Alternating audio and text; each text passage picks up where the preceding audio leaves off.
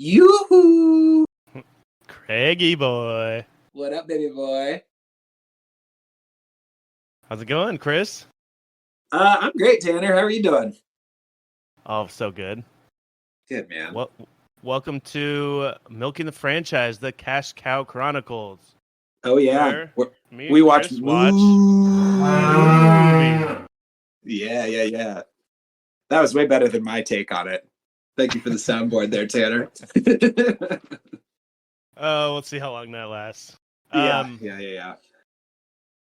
Or if we really bomb today, we'll just turn fully over to the soundboard. It'll just be a cacophony of cow sounds.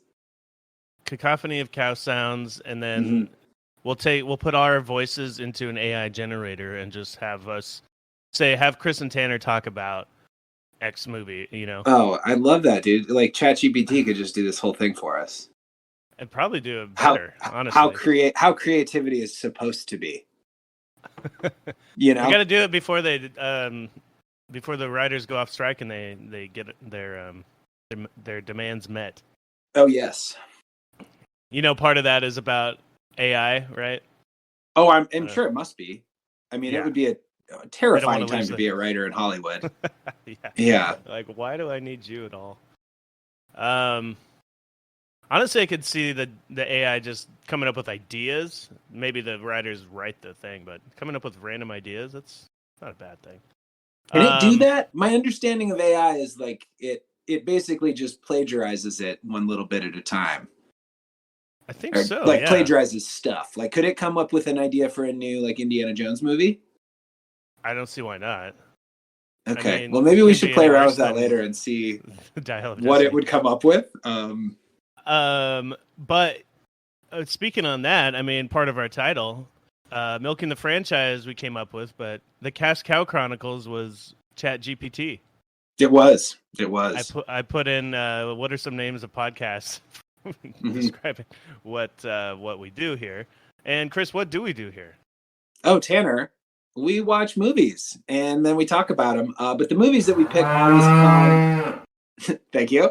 The movies that we watch always are part of like a bigger like series of movies or film franchise. And this kind of first series of movies, first series of movies that we picked to do was Indiana Jones, because the new one is coming out this summer. Yeah, we'd like to talk about the franchise, all the IP that goes along with it as much as we can. And how most franchises end up getting milked for all they're worth.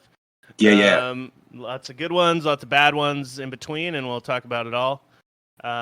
Today later in the show, we're gonna talk about the adventures of young Indiana Jones, a TV series from the 90s, trying to further the Indiana Jones IP at that time. And I'm planning on reading an Indiana Jones book for next week, and I'm going to say that out loud on here, so then I actually have to do it. You know what I mean? Oh, perfect. I hope this is called accountability. I hope it's under 1,000 pages. Me too. Do you know how long there's it is? A lot of pictures. Oh, you got. I just didn't want you to have a huge task on your hand, but no, it's fine. It's 4th of July weekend, and it's a nice thing to do in the sun, so it'll be good. You're like, sorry, mom and dad, I gotta read this book. Yeah. Anyways, and today we're gonna talk about Indiana Jones 3, Indiana Jones and the Last Crusade. Yeah. But first, we're gonna go over the results of our survey from last week. So one part of this show that we hope you guys like dig and engage with is Tanner is a wordsmith and loves putting together these little surveys with some jokes and some little prompts that kind of elicit responses and jokes from the shows that we watch. And so last week we watched Temple of Doom. I think that's the survey we're diving into, right, Tanner? That's right. All right. The idea is to get you involved, and we'll read your responses on the show, our favorite ones.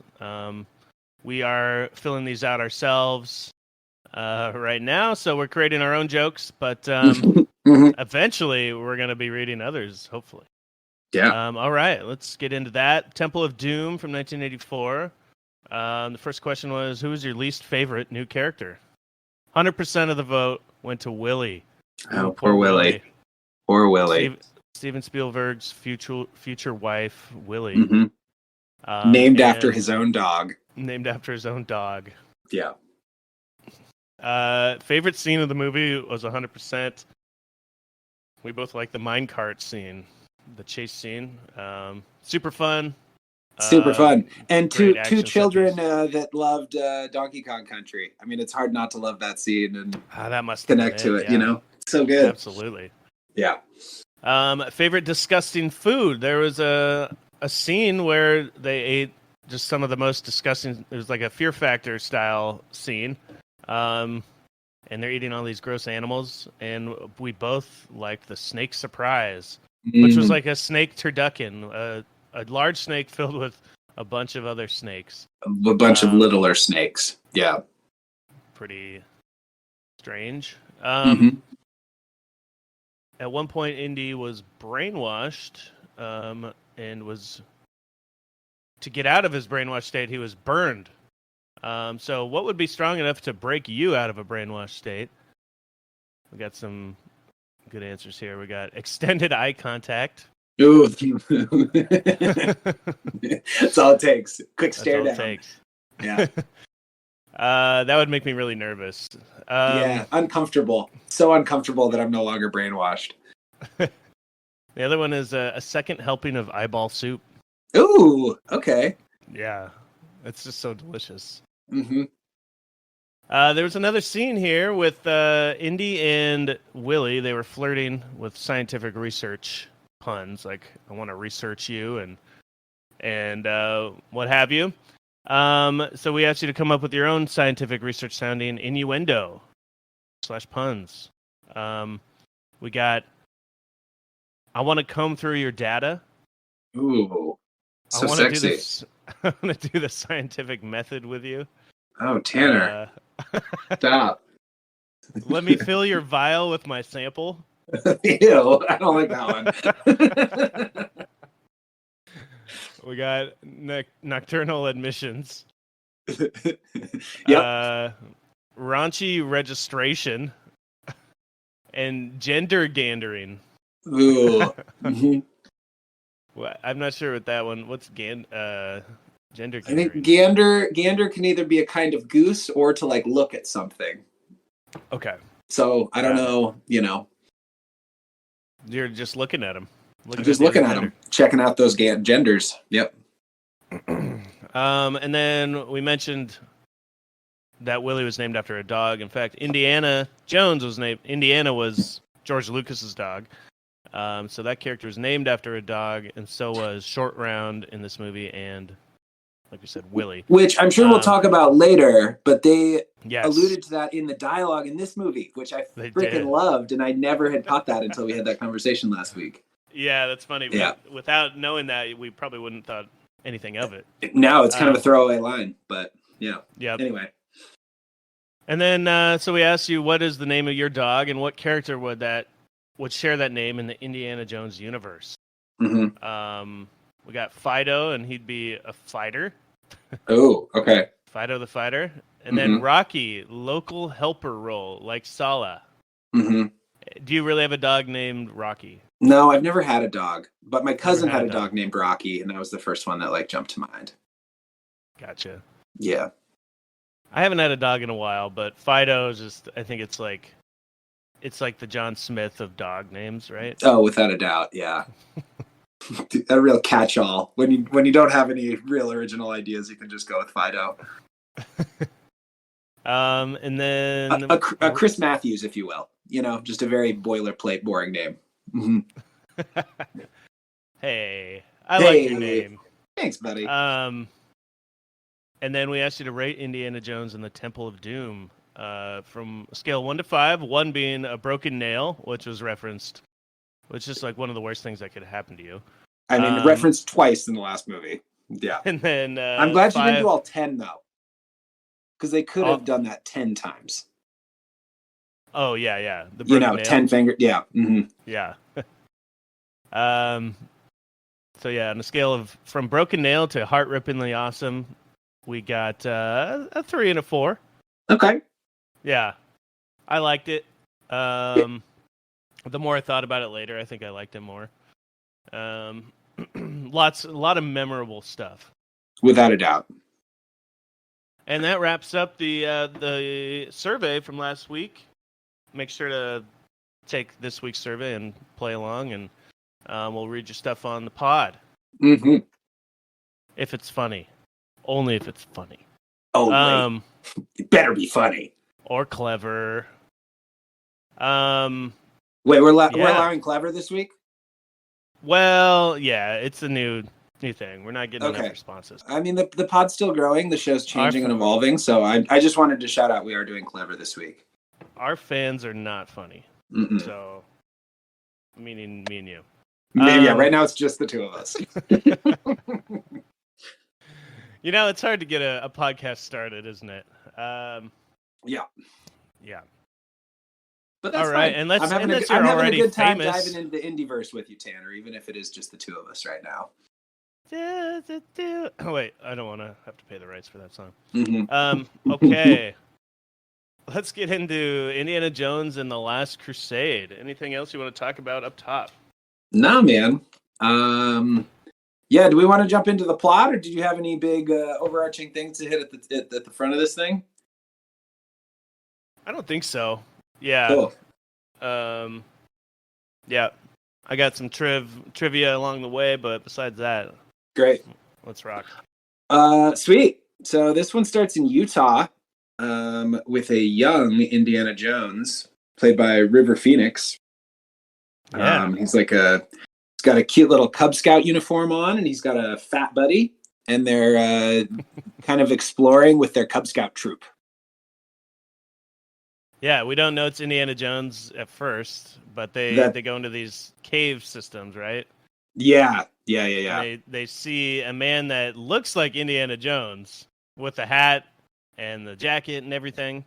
But then they kind of turn it on you, and his friend says, Indy, what's going on here or something. So then you realize that that's Indiana Jones. Yeah. Yeah. Okay, I missed that part. I feel like I've seen this movie before, so I just knew that kid was Indiana Jones. But you're totally right. That is supposed they're playing up that the man with the hat is Indiana Jones. But he's not. It's the kid. Right on the first. Yeah, they're looking for some treasure, and you see the back of him, and it's like, oh, that must be Indy, and then all of a sudden, it's the kid. And they're stealing the Cross of Coronado, right? Mm-hmm. Is that a real thing? I have no idea. I just thought Coronado is like those ice creams. What is that? Like Coronado? Yeah. Because isn't the Shaun of the Dead, those movies are the Coronado trilogy. It's probably spelled different, but is that the 3-layer ice cream? It's like an ice cream cone that comes wrapped up in paper. Okay. I might be full of shit, but anyway. I have no idea. So they're stealing the Cross of Coronado, which is for some reason buried in the middle of Utah in a cave. And these kind of grave robbers guys or grave digger guys are in there, pull that thing out, and Indiana Jones is adamant that this cross needs to be in a museum. It needs to be on display for people to see. And so he sneaks in, grabs the cross, and takes off running. Yeah, he's already he's just adamant that this has to be in a museum at that age, I guess it's because you find out that his dad is an archaeologist or some kind of historical researcher of some type. A museumman? Museumman. River Phoenix was a hot young actor at this time. And I did see that they were talking about making like a spin-off with him instead of, they made the Young Indiana Jones later, but they were talking about doing a spin-off with him as Young Indiana Jones, like movies. But he died at a very young age, a couple years later.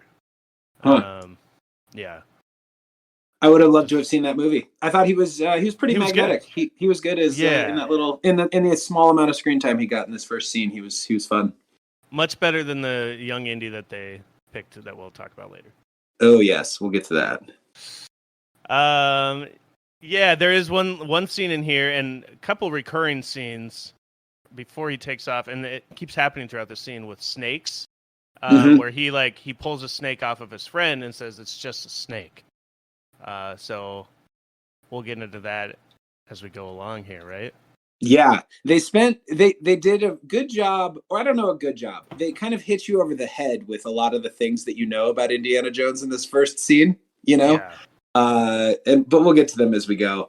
It's the quick origin story, kind of. Exactly, like a 2-minute origin story where everything you know about the character is established here. But he steals the cross. He jumps on a horse and is running away from these guys. They jump in a truck and they're chasing after him. And he ends up jumping off the horse onto a train. And it's not just any train. Where's this train headed, Tanner? It's a zoo train. Yeah. A circus/zoo train. Okay, circus. That's better. Yeah. Well, I'm only saying circus because there's the magic car too. That is what it is. Yeah. Which I imagine most of the trains on train tracks are zoo trains, circus trains. Would you agree? Like 80%, maybe 90%. I mean, I don't know how else you're gonna get a rhino across country. Great point. But this scene is fantastic. Yeah. It's so much fun. Yeah, he's on top of the train car. These guys are chasing him. They're fighting. At one point, he falls on the roof, and there's a rhinoceros in the cart below, and its horn is like sticking up through the top of the train car, almost stabbing him, and it goes right through his legs. Yep. And between his legs. At one point, he falls into, or he's like climbing across a snake car over some like boxes of snakes, and he falls in, and he's covered with snakes. And he's still pretty cool about it at this point. Yeah. I had a lot of questions about all the snake references in this scene. Please, hit me with them. Did they establish ever why he's afraid of snakes now? Because at this point, it seems like they're trying to establish he's not afraid of snakes at all at this point in his life, right? Mm-hmm. And then we all know that he hates snakes later on. That's why they're doing this. But do they show the moment where he turns against him and like they become... There is that one scene where like a big one like rears its head at him. And I was thinking that might have been... They were playing that up like that's the moment he became this afraid of snakes. But I don't actually know. Yeah. I feel like it would have been more of a thing like maybe the snake caused him to lose the cross or something where it's like, you know what I mean? Like the snake was the catalyst for something. And that's why he hates snakes. Or like the snake killed his mom or something. After he fell in the box of snakes, they did keep like crawling out of his shirt. Maybe he got like bit on the penis off screen and we just didn't see it. And that's where it's from. Oh, that's my theory. That's my working theory. That's a really good theory. Thanks. Yeah. I thought about it a lot. It makes sense to make that leap. It's called character development, Tanner, okay? So they set up all the snake stuff, which I didn't feel like they're doing all the other setup. So in this scene, he falls into one train car and he finds his whip, right? Yep. That's the one with the lion. There's a train car with a lion. I don't remember how he gets out of that. He uses the whip and the bad guys pull him up because they want the cross from him. Right. Okay. And then he runs away, but he also gets the scar on his chin that he has throughout these movies. Is that just a Harrison Ford scar? Does he have a scar on his chin? That is what it is. I was just looking at that. Okay. He got in a car accident when he was 20. and has a cut on his chin. And Okay. I didn't even notice, nor have I ever noticed that he had a cut on his chin. Neither did I until we were watching this, but he definitely does, and they show him getting it in this scene. And then he also gets the hat from the Hat Man. Yeah, that's at the end of the scene, right? Yeah. So, but they're really like building up. It's the whole, like you everything. said before. Yeah, it's everything. It's the whole origin story in one fell swoop. And he kind of becomes that guy in general, like whoever that man was. Yeah. Yeah. That's why I think it's weird that they showed all these other things. He got the hat, the whip, the scar, but they set up the snakes as something that he's okay with, and they never really pay off that he at some point turns it. I don't know. Maybe I missed it, but totally fair. There's a fun scene where he like grabs onto this piling thing and swings around back onto the car. At one point, he is trying to escape at the end and goes into the magic car. There's like one of the train cars is full of magic stuff, and he hides in a magic box, and that lets him get out of the train. Which I don't know. It's implausible, but it's pretty fun. There's a couple trapdoor elements in this movie that are just kind of silly. Maybe it's a trapdoor like the one in the Temple of Doom, where that priest just zipped out of there. But anyway, he escapes off the train and kind of runs back to his house, and the cops show up, but the cops are not his friend, and they take the Cross of Coronado and return it to the man with the hat. And he's upset about it because you can see out the window he's just selling it to a rich guy instead of it going to a museum where it can be enjoyed by everybody. Yep. Yeah. Yep. And then smash cut. Do you have anything else with the River Phoenix scene? No. Okay. And then we cut ahead to 1938, and now Indiana is grown. It's Harrison Ford now, and he's on a boat off the coast of Portugal. And what's back, Tanner? What's he there for? Oh, he's chasing the Cross of Coronado. He's been chasing it all his life. This opening scene was the catalyst for everything, literally everything that we know and love about Indiana Jones. Mm-hmm. And it kind of smashes to his face. He's smiling, like thinking of this memory. And then he gets punched in the face immediately. Yep. Because the Cross of Coronado still belongs in a museum. They bring that up a couple times, and we have a fight on this boat. It's raining. At one point, he does a double punch, which I always love in movies, where he punches two guys with one punch, With one hand? I missed that. Or you just take one swing, like pow, one right swing, and it's pow, pow, just a double punch. It's a super effective move I've learned from movies, where both of the guys always fall to the ground because it's such a strong type of punch. Well, why punch one when you could punch two, Absolutely. It's twice as efficient. And Indy grabs the cross, dives off the boat just in time because the boat just explodes. Huge fucking explosion. And Indy grabs on a life raft, and that's our intro. So the Cross of Coronado has been saved to be returned to the museum as Indy wanted. Yeah, he did it. His lifelong search. Yeah, I like that scene, the whole, just the water crashing. It was a really exciting, they filmed it really well. The ship in the storm scene. Yeah. Yeah. And we talked about this a little bit last week, but the Temple of Doom one, the setup is a little different. There's, I feel like they went back to a lot of the things that worked in Raiders of the Lost Ark. So you get this intro scene. And then right after that, we go back to the college where he's like an archaeology professor, and it brought a lot of that stuff back, which Temple of Doom had left out. So I appreciated this intro and kind of the world building that it did at the start of this. Yeah, it's much better. Yeah. He returns the cross to what's his buddy's name? I should have written that down. Oh, the older guy. Yeah. He's pretty entertaining in this movie. Brody. Marcus Brody. Yeah. Yep. Yeah. He has a much bigger part in this one, but he returns the cross to Brody, And there's nothing written on the eyelids in this movie, but the girls seem pretty thirsty for him still. Would you agree? Oh, very thirsty. Yeah, they're all swooning over him. Yeah. And he says, I'll be available with questions in my office for the next hour and a half. And he just gets swarmed by every person in his class, clamoring and like pushing up against his office door to like get his attention. Yeah, like so a everybody zombie just movie. Fucking loves him. Yeah, exactly. Yeah. Even the guys are out there. I don't know. So it's not just the sectionist. He's just like super smart and cool, right? Everyone just loves him. It's got to be. Yeah. And he's looking at, he's in his office looking at everyone outside the door, and he decides to just open up the window and escape out the window and leave his office and his students. So he's actually a shitty teacher.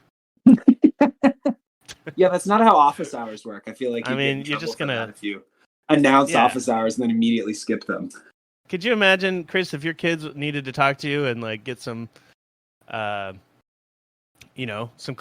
clarification on something, and you just abandon them? And there's that website, Rate My Professor, and I feel like that's really gonna hurt his score, skipping office hours like that. Yeah.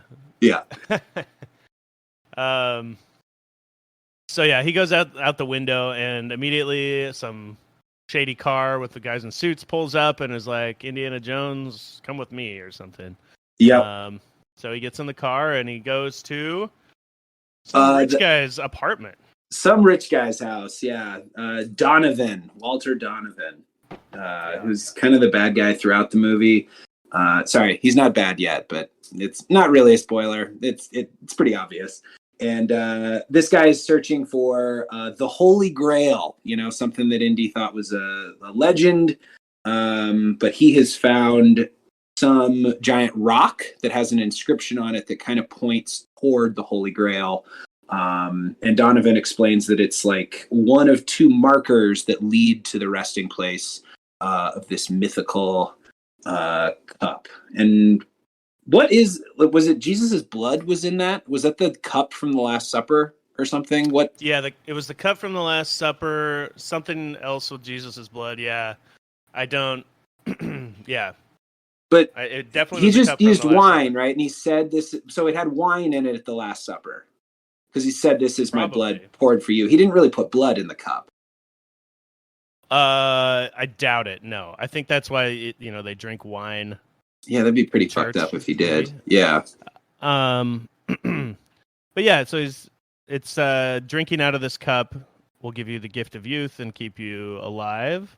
Yeah. And there's a story, and this is just a legend or whatever. The three brothers found the Grail 1,000 years later and wandered for 150 years through the desert, and gave the cup to a French friar. And it's supposed to be just a myth, but this tablet proves that it's true. Mm-hmm. Because there are specific markers of like where to find it, but they need the other half of it to figure out the rest of the puzzle. Yep.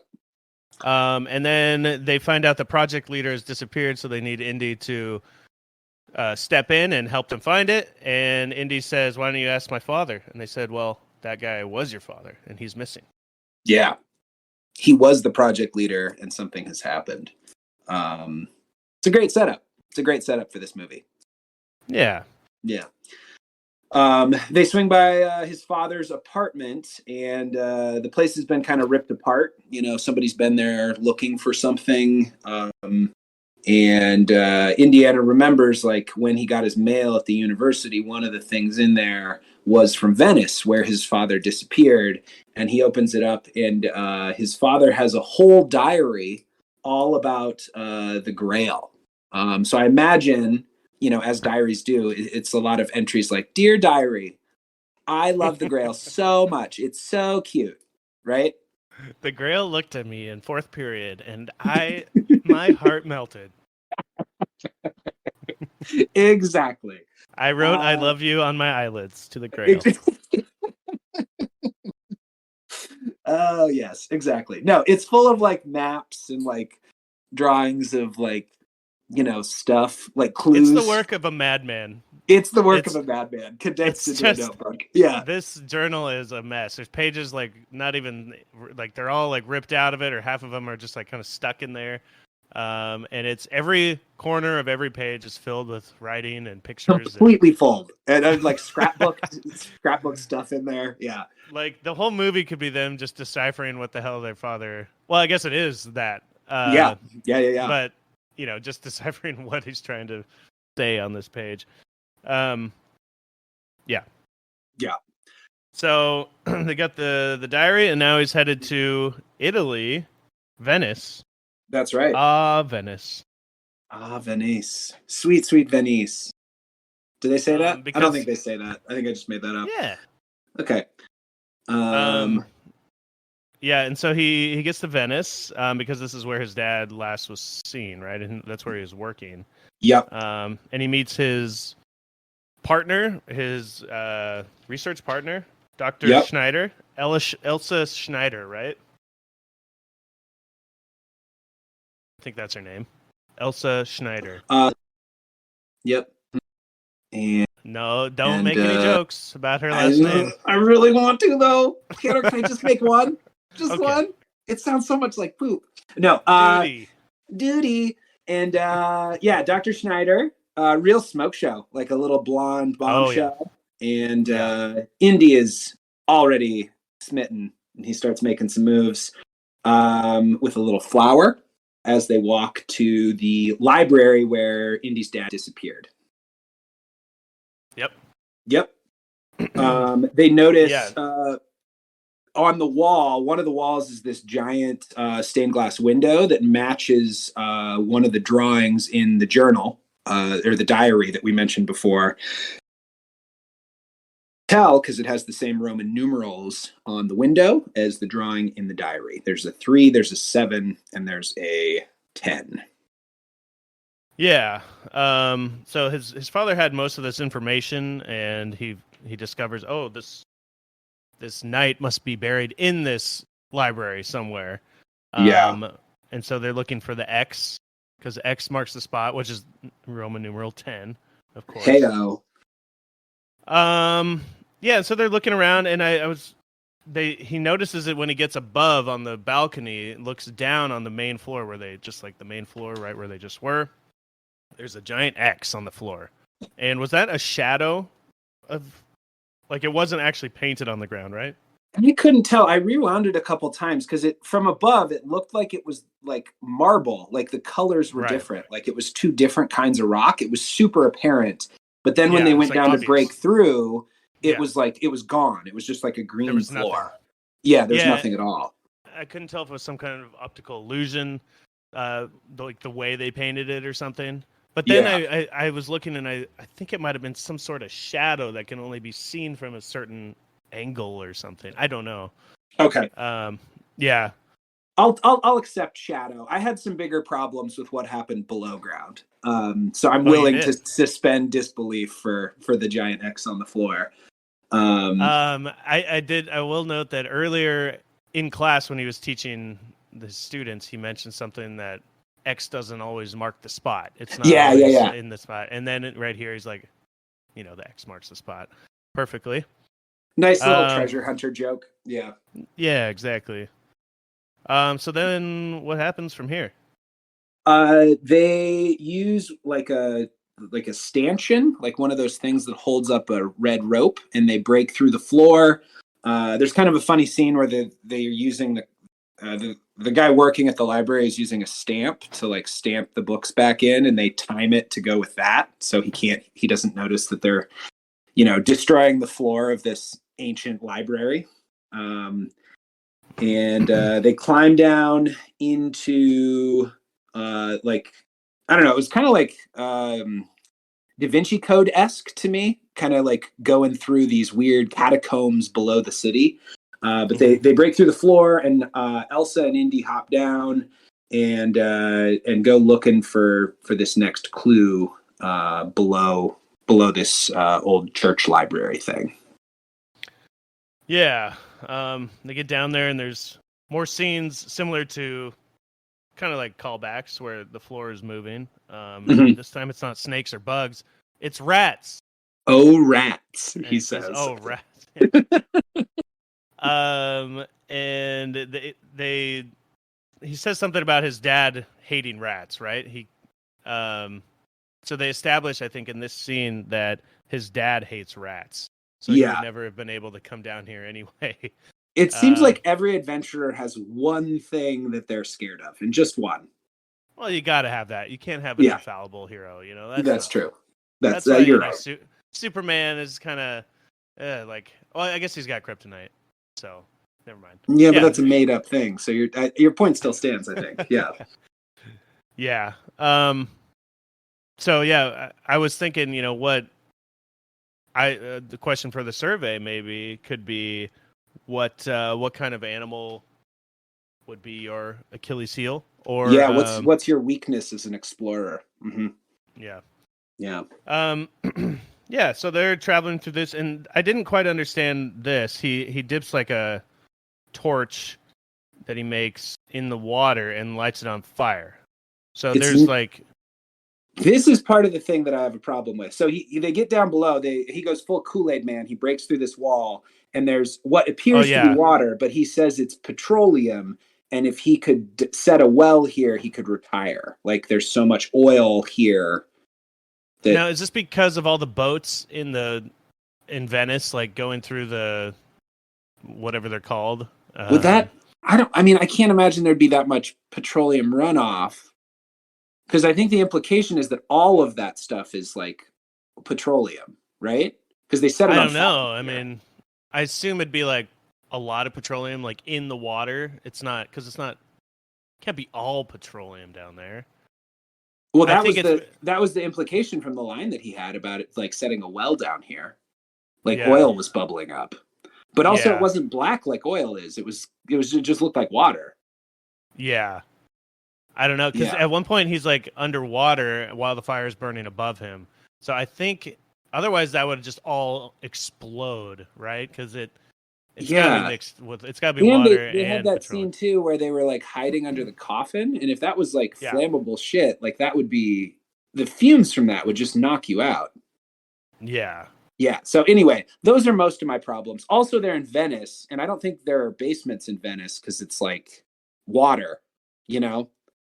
Well, there might be some old catacombs, ancient catacombs. Okay, I'll let that slide too. It's underneath the church. They always had, you know, like all those old churches had catacombs underneath them where they buried bodies. That's like I've been to one in Lima in Peru where like I went underground in the church and there's like bones and shit down there. Oh, that's cool. Yeah. Yeah. So they find the tomb down there of this old knight, and then you see they cut to like these men with fezzes are chasing them through the hole, and you don't really know who they are yet. They knock out Marcus too. Yeah. So a little ways back, they get the engraving on a little, like they take the piece of paper and like a piece of chalk or whatever and write it over the engraving on the shield, and they get the rest of the engraving, the directions to where the Holy Grail is. Yeah. Was that right? Did I get anything else there? That's exactly it. They kind of get the etching from that. He shoves it back in his pocket just as the Shriners set fire to this weird petroleum, water, oil stuff that we were talking about before. So they hide for a minute under a coffin, and then he finds some sort of escape route that brings them up a sewer onto the streets of Venice. And they just pop up in the middle of a restaurant, which is kind of a funny visual. Yeah, there's this is a part of a 3-part joke, but when he first gets off the boat in Venice, he looks around and he's like, Venice. This was at the very beginning of this scene. Oh, I missed this. The girl, and then so right when he comes out of this, he's in the middle of a restaurant. People are eating outside, and they're all like, "Oh my god, this guy's coming out of the sewer. He's all wet and beat up," and he's like, Venice," which I loved. I laughed out loud. Yeah. And there's another one soon that we'll get to. Okay, cool. So they're still running from these guys with the fezzes, which is not a very intimidating hat. Maybe I'm wrong in thinking that, but They're coming after. If there's a group of people in fezzes behind me, even without seeing this movie, and they're walking towards me, I might be a little scared. Okay, I'll accept that. But anyway, they're running from this group of men in fezzes, as Tanner would do, and they hop on boats.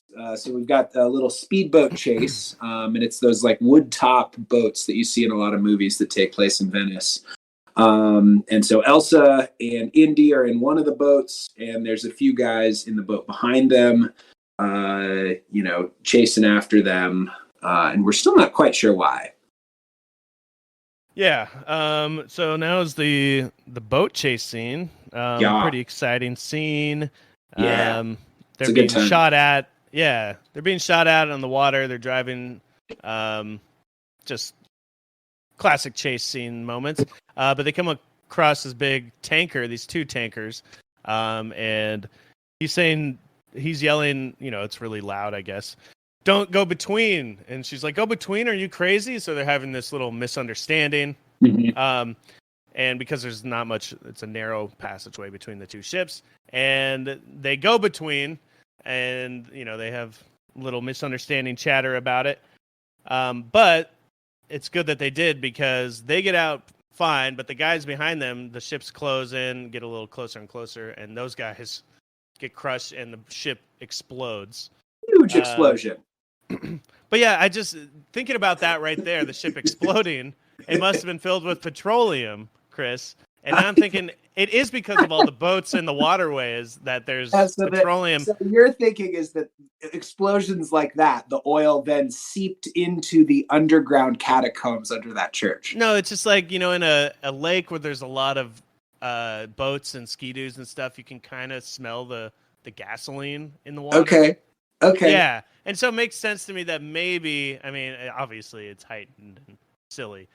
Sure. That the whole thing would catch on fire like that, but that there is a lot of petroleum or gas in the water there, in general. Okay.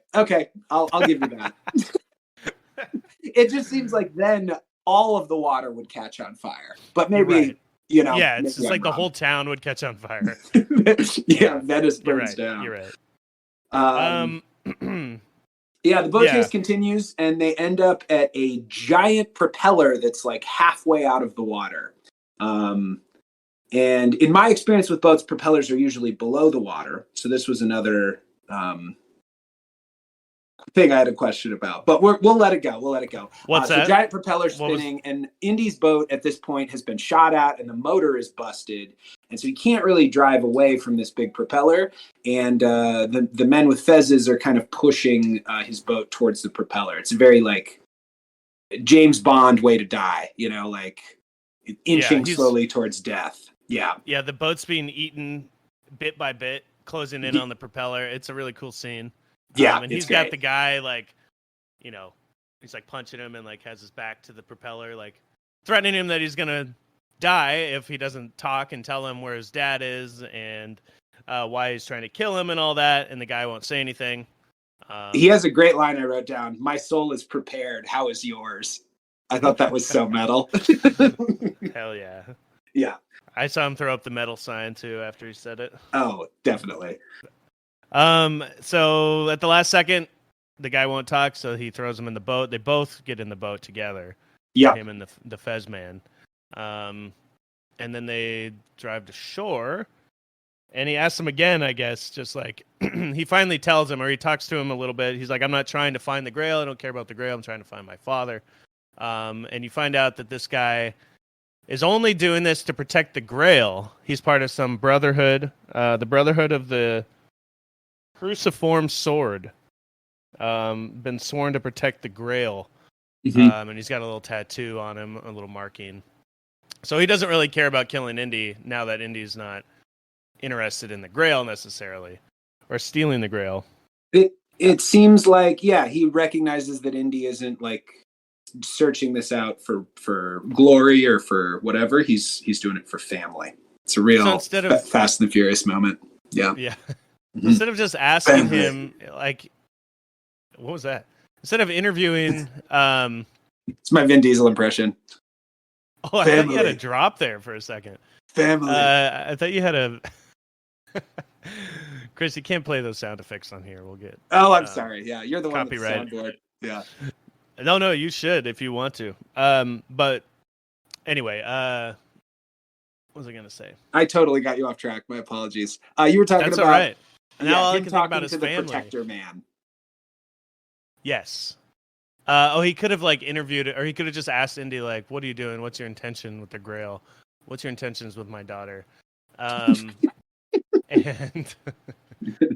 and Indy could have just been like, I'm just trying to find my dad, dude. Yep.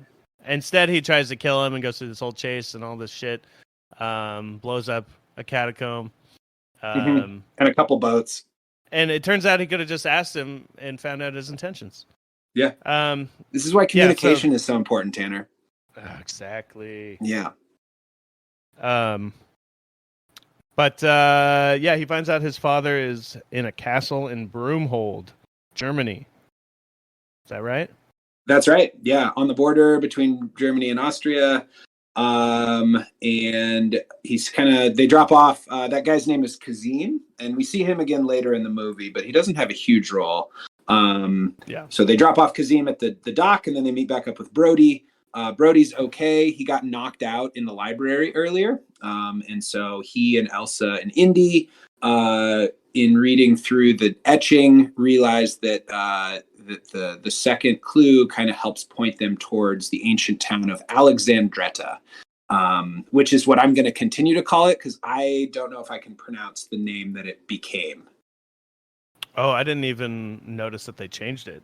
Okay. Well, they mentioned it as Alexandretta a couple times, but Alexandretta sounds so weird to me. It's like there's Alexandria. I know that. I don't know. Just it's a weird word. Is that a real place? I don't know. I would assume so. It might also be named. I know that there were more than one place that was called Alexandria back in the day because it was all after Alexander the Great, and I wouldn't be surprised if Alexandretta was similar. You know. And it does look like it was a place in Turkey. Okay, there we go. Yeah. So they're talking about this. Indy's in his robe, and he goes up to. They find out the Alexandretta part, and he goes up to his room, and it's been ransacked. Right? Oh yeah, big time. And I don't know where they're staying or what, but he didn't notice when he was down in the living room. I imagine this is an Airbnb situation. Well, they're in a common room. There be a Airbnb rating, yeah. Right? They're in a common room discussing this Alexandretta info, and then he just goes up to his room and it's been ransacked he didn't notice. And then he goes in the girl's room and it's also been ransacked, and she's in the bathroom, just gotten out of the shower or whatever, and also didn't notice that her room had been ransacked. Since then. Yes, is that so right? She was showering while they ransacked it. Is that the implication there? Yeah. That's what I was wondering. Okay. Mm-hmm. Yeah, it just seems like a lot of destruction was done in very little time, and they got, maybe she takes really long showers. Maybe. Yeah. Yeah. It's hard to look that good, baby. Yeah. It takes some time. Absolutely. So then they have a little classic indie flirt moment. That's what I'm calling it. Yeah. The lovemaking with him and women is always angry and sort of reluctant, you know? Yes. Yeah. You like me even though I'm a fucking asshole, an arrogant asshole or whatever. Uh-huh. But you fucking like it.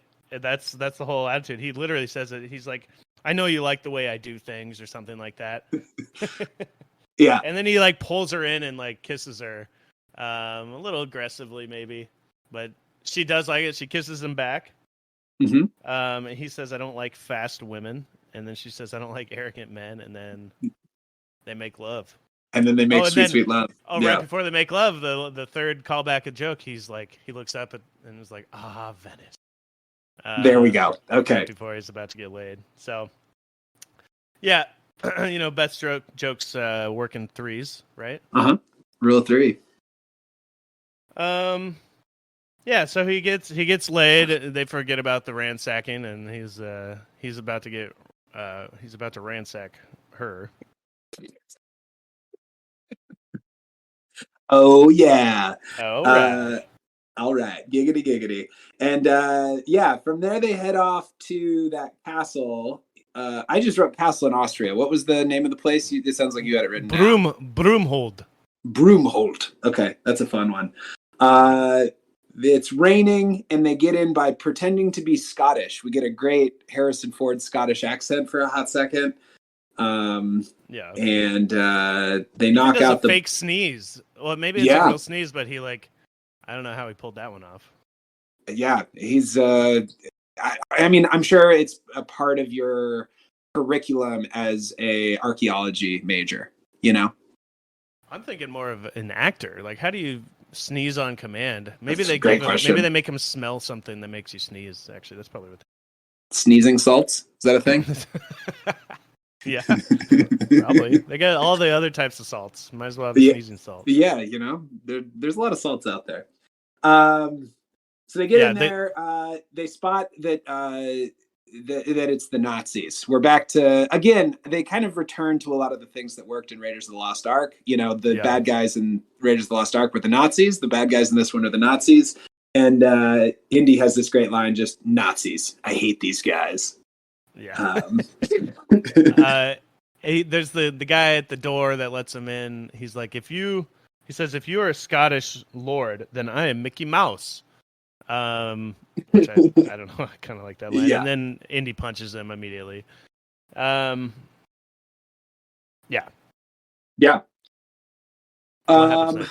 They go up to save the dad.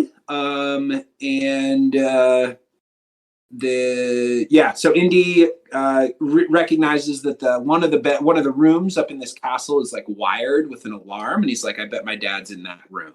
So they go to the next room over. Oh, that's what happened. There you go. They go to the next room over, and he uses his whip to swing out and swing back in. And breaks through the window. And I wish I had seen this movie not knowing who the dad was. But this movie's always the one with Sean Connery. I bet that reveal was awesome if you had seen it without knowing who that person was. You know what I mean? Yeah, it's perfect. The original James Bond, is his dad. Yep. Yeah. And it's like a third of the way through the movie. They've mentioned him a bunch of times, but they haven't shown any pictures. It's like, and he kind of walks out of the shadow, and it's after hitting him over the head with a vase, and it's Sean Connery. Boom. Junior. Much better than from the last movie. Yeah. They really toned down the female in this one. Like, she's not the screaming indie girl. Which I really appreciated. Mm-hmm. He hits him with the pot. It breaks, and then one of the first things he realizes is, oh shit, I broke a historical item, and he's right. He's more concerned about that than the health of his son that he just hit over the head. Yeah, exactly. But then he realizes, oh, good news, it's fake. Luckily. Yeah. I don't know. There's some undertones. We'll talk about this later. With the episode that I saw, his dad in that episode was like not a great dad, and there's some undertones of that. Like, they have kind of a strained relationship throughout here, but they use this adventure to come together. It's a beautiful little family tale. Yeah. Yeah. His dad is too busy with his work all the time. This classic daddy issue stuff. Mm-hmm. Yeah. So then they're meeting again here, and the Nazis come into the room and are looking for Dr. Jones. They both respond, but they're looking for the journal, the diary, and talking about how cute the Holy Grail was when it looked at him in fourth period. Yeah. Wink. And Sean Connery's like, you think I'd be that stupid to have it on me? It's out of the country. Like, I mailed it somewhere, blah, blah, blah. And then they find out that Indy does have it on him. My son would never be stupid enough to bring it here. Yeah. Which they could have just said, no, I don't have it.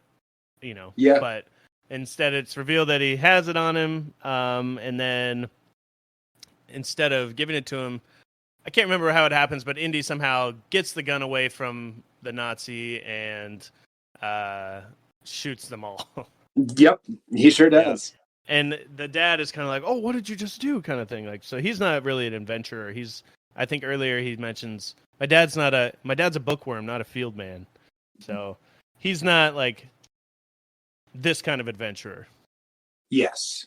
Yeah. And then he has adventures within books, imagination adventures. So they go to the next room over where Elsa is still waiting, and she's been captured by a Nazi, and Indy is really worried for her life, even though Indy's dad, in his Sean Connery accent, tells Indiana not to trust her. She's a Nazi. She's with them. Don't trust her.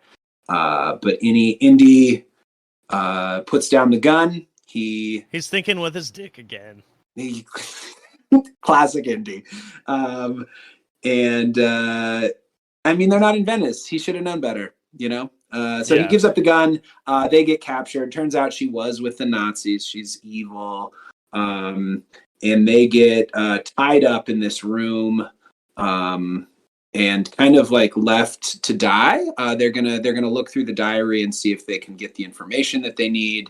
And once they have that information, the Jones boys have no use to the Nazis. Yeah, he banged a Nazi. Mm-hmm. It's also revealed in this scene that his father also did. Yeah. Yeah. So Elsa was getting around with them Jones boys. Father and son are Eskimo brothers as well. Yeah. Are you an Eskimo brother with your father, Tanner? Oh, God, I hope not. Yeah, me too. With my father, you mean? You are with my... with either one of our fathers. Yeah. Okay. So they find out Marcus Brody has the map. They gave the most important piece to Marcus. Yeah. And he's not around. He's got a 2-day head start on them. So, they're tied up in this chair while the Nazis are going to go look for Marcus. And they're like, he's going to stick out like a sore thumb. And Indy's like, no, he speaks 100 languages, blah, blah, blah. You'll never find him. He's like this mystery man. He'll blend in anywhere. And then it cuts to him in the city where he's at. And he's just like, does anyone understand English? Yeah. And just this bumbling. He's kind of the foil of this movie. He's really just like a goofy, he's the bumbling character of the movie. Yeah. He's kind of the comedy. He's Mr. McGowan. Yeah. It's great. Exactly. And so, he does stick out like a sore thumb, but he runs into Sala. And where are they now? They're in Alexandretta. They're in Alexandretta, and Salah is there from the first movie. Yep. Jonathan Rhys Davies. So they brought back his buddy. And they're immediately visited by some Nazi-looking guys in suits that, this guy Brody is totally trusting him. He's like, oh, he's got a car for me. How wonderful. Salah is trying to get him to run, and there's a little fight and a chase scene throughout the city. Yep. And how does he escape there? Salah gets scooped up. Or sorry, not Salah, but Brody gets kidnapped. He walks into the back of a truck unwittingly that's kind of designed like a door. That scene, I think it was the worst scene in the movie for me. Was it? Far. Well, it was okay. So it's set up. They're running around trying to escape these Nazi guys, and this in this big city, big marketplace area, and there's what looks like a storefront, right, with baskets of fruit or whatever, and it's just designed like a storefront. And so he says, "Hide in here, hide in here," and then somebody comes over and pushes the back of it up, and it turns out in this little archway there was a truck hidden, designed as a fake storefront, and he ran right into it. They capture him, and it drives away.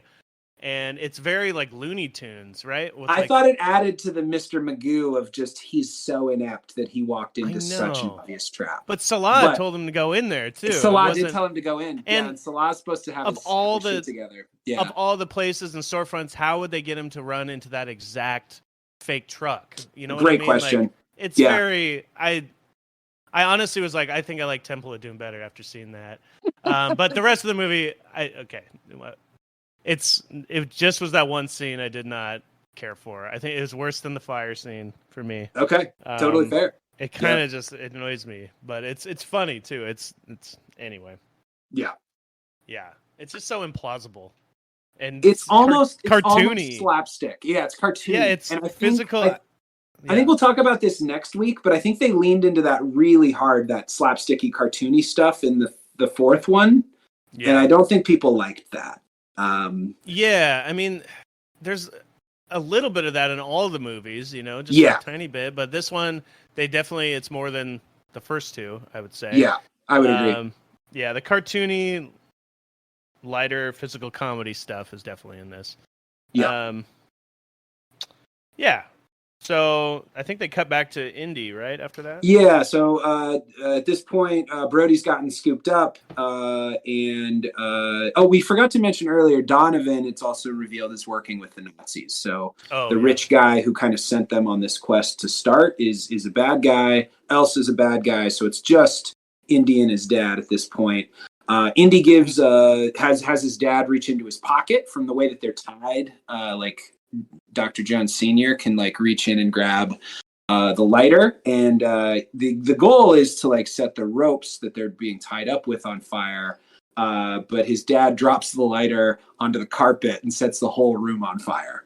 So there's this big blaze going around them, and their only way out is to kind of scoot into this giant, elaborate fireplace that's a few feet off to the side of them. Yeah, the fireplace, the place where the fire is supposed to go, is the one place that they decide to hide, which I thought was kind of I don't know if that was supposed to be a funny joke, but I thought it was kind of funny. Yeah. It's like everywhere else in the room is on fire except for the fireplace. Mm-hmm. But it turns out that fireplace is a secret trapdoor, or has a trapdoor on it. And so, or like a whatever you want to call it, they hit the switch and it turns around. It's a revolving door scene, and on the inside are Nazi spies. Yeah, there's a whole Nazi war room going in there. Yeah, it's they're moving battalions, and there's a bunch of people yelling on radios and all sorts of stuff. This scene was also very slapstick. It's like the Alan Turing stuff, right? Is that his name? Did I get that right? Alan Turing made the first computer. Is that what you're thinking? Well, it's the one with the imitation game with Alan Turing. Yeah. Okay. So he was a code cracker in the World War II, and maybe he did make the first computer as well. But he was the one. Yeah, he builds the machine to decipher these incoming messages from the Nazis. Basically. There you go. Gay icon. Happy Pride Month. Exactly. Alan Turing. Yeah. But there's kind of this silly scene with this revolving door just kind of flipping around and back. They managed to lure the Nazis into the fire, and they kind of trap them in there. Slapsticky scene here. It's pretty very slapsticky. What's the Benny Hill kind of almost? Yeah. That thing. Yeah. The doors are revolving back and forth, and the Nazis are shooting at them. And then what happens? I forget. You said they get the Nazis in the fire room? Yeah, they kind of managed to get them to chase them in there, and then they escape back into the war room, and they shove a head in there to keep the door from swiveling around again, and then they run up, and Indy's dad sits down in a chair to take a break, and it opens up a secret staircase, so they run out the secret staircase, there's a couple boats down there, so you think they're going to do another boat chase scene, but they just start one of the boats and send it down the river as a decoy. Yep. And then there's a crate, a boxed up crate, and turns out there's a bike inside, and they're on the bike inside of the crate, right? Yeah. Bust out of it. I don't know how they got in that crate so fast, but I don't know. And it seemed they had the keys. It seemed to me like they should have waited one more minute, because all the Nazis loaded into a boat to chase the boat down the river, but they bust out of with their motorcycle and sidecar immediately, and so the guys just get back off the boat. Yeah, they could have just hidden that box for a long time, right? Yeah. I mean, until the Nazis left. Not fun to watch, I guess, but you know, true. Seemed like they should have waited a beat. Just give it a beat. Give it a beat. Yep. So they take off with a motorcycle and sidecar. At one point, Indiana jousts a guy. He like rips this pole out of the ground and like spears a guy on a motorcycle. I think it's an American flag pole, right? Oh, you might be right. Yeah, it's definitely a flag pole. I seem to remember being an American flag pole, but maybe not. Yeah. Yeah. While they're driving, they're managed to escape. They foil all of the other motorcycles. It's a fun little chase scene. And but yeah, there's. Go ahead. Just real quick, I was going to say he's doing the jousting. He puts the flagpole in the wheel, and they kind of cut to his dad. And his dad is not impressed, or like, you know, like he's not impressed with Indy's ability to do all these things. You know what I mean? Yeah. They kind of like show his face. He's like bored and like not really paying attention. And Indy's kind of just through facial expressions is like he wants this. Not affection from his dad, but acknowledgement that he's doing all these like recognition of these dope things he's doing. Yeah. And his dad is very unimpressed. Yeah. So anyway, sorry to cut you off. No, not a problem. I was just going to say, kind of as they're doing this chase scene, they're talking, and it's revealed that they need to get the diary back. At this point, Donovan and the Nazis have the diary, and there's a clue in there that they need if they're gonna actually be able to get the Holy Grail at the end. So they need to get this book back, and that means that they have to go to Berlin. Yeah, so they find out there's not just finding the location, but once you get there, there's 3 trials that they have to pass with booby traps and all that. Yeah. There's a little bit of family moment here. His dad slaps him for taking the Lord's name in vain. Mm-hmm. And this is where they talk about how his dad spent too much time on the Grail and not enough time on family. Yeah. Did your dad spend too much time looking for the Holy Grail, Tanner? Oh, no. He just... Well, I don't even know where I was going to go with that. I wish he had. Yeah. Maybe he has a secret diary about it somewhere, and you'll come across that and bond over it. I always loved reading my dad's diary. Okay, so we're in Berlin. So they got to go to Berlin. It's a pretty quick scene, but they go undercover as Nazis at like this big book burning that's going on.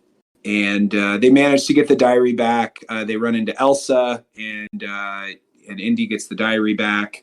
And then they kind of find out that she's like, I'm not really a Nazi. I'm just like, you know, I'm just here to like, I'm all about the Grail. She's all about the Grail. Mm-hmm. So I guess he didn't bang a Nazi in the end. She just is kind of working with them to get the Grail. Right. Everyone, including the rich guy, what's his name, Donovan. Yep. They're all kind of doing it for their own reasons, including the Nazis who want to take over the world and all that. Right. There's a funny little scene. They're trying to get out of there, and they get kind of swept into the middle of this march. And Indy runs face to face into Hitler, who thinks he's a fan and opens up the diary and signs a page. Yeah, that was a good one. Yeah. And then they got to get out of Berlin. So they book the next flight out of there, but it's a flight on a blimp. So they load up on this Zeppelin. Yeah, I don't know. They kind of have a little like back and forth. You were never around, Dad. Well, you were a little kid and you weren't grown, and you know, like I gave you your privacy and all this. They have this little father-son moment. Some Nazis come on to the blimp to kind of find the Jones boys, and at one point, Indy grabs one of them and just throws him out the window, and then turns to the rest of the car and goes, "No ticket!" Like the guy didn't have a ticket, so he got thrown out the window. And all the other passengers are like, "Well, here's mine. Don't throw me out the window." Yeah, they're like, "Oh God, yeah, here's my ticket." Yeah. That's a classic. Just like such a great scene. Yeah. He dresses up as one of the workers there and asks for his ticket and tosses him over. Right as he discovers his father, because he's looking for looking for Sean Connery there. I was wondering where I'd seen that before, and I've seen the movie, but I was like, I swear I've seen that in another movie before, and I looked it up, and the movie Dogma does the exact same thing. Matt Damon throws some guy off of a train, and everyone sees it, and he turns around and says, "No ticket." Or I think like Silent Bob says, "No ticket." Okay. And that's like one of his few lines in the movies. Anyways. Okay, cool. Yeah. I did not make that connection, but I'm sure that's just a nod to this. Yeah, it definitely was. Yeah, it had to be. So yeah, leaving on a Zeppelin now. They're flying. This is probably the last type of vehicle that they have not used in the Indiana Jones movie. Would that be? They have been on a lot of different types of vehicles by this point. You're right. Yeah. And this is where they find out they're Eskimo brothers, or maybe they already did, but I wrote that down here. Eskimo brothers is, by the way, it's if you've slept with the same person as like a friend, they call it Eskimo brothers. I did not coin that term, but anyways. I wonder about where that term came from. Is that still PC? Is that still an okay thing to say? I don't know. Neither do I. Okay. Anyway, they're Eskimo brothers, and the blimp is flying, but they notice that it has turned around. The light has shifted, and Berlin has figured out that the Jones boys are on this blimp, and they have basically told the blimp it's time to turn around. So they have to find a way off of the blimp, and there seems to be like how big boats have like escape, like rowboats. This one has like a escape. Like plane. Prop plane, right? Yeah. I thought that was funny too. Yeah, but so only just one go down of to them. Only enough for two people. Yeah. Oh, that's so true. Yeah.